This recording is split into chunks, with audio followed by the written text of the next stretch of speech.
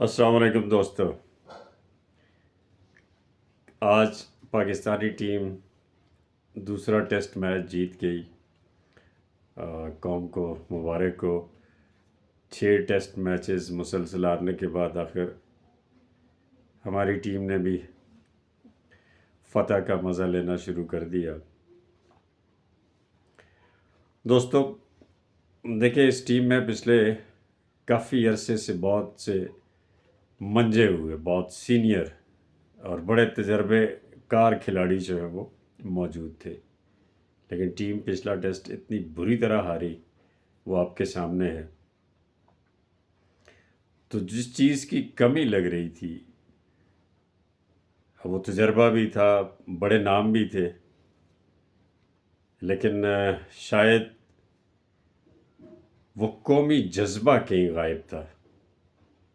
اور بہت سے فیکٹرز بھی ہو سکتے ہیں. آپ کہہ سکتے ہیں کہ اسپن وکٹ بنا کے انگلینڈ کو اس پہ کھلا کے اس سے ٹیسٹ آپ نے جیت لیا، لیکن پہلے کس نے منع کر رکھا تھا؟ کھلاڑی وہی تھے، بڑے تجربے کا، بڑے نامی گرامی کھلاڑی تھے.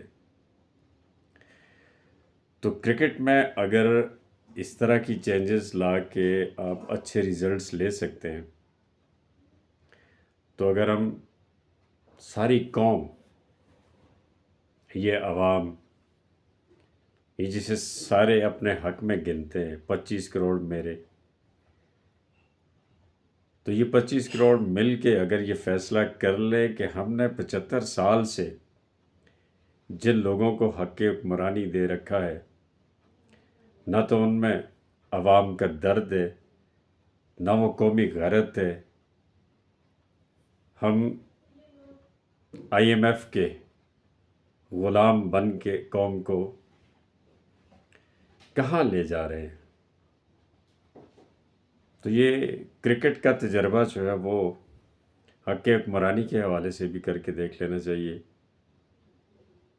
کہ جو منجے ہوئے ہیں، جو بہت تجربہ رکھتے ہیں، لیکن کس چیز کا تجربہ؟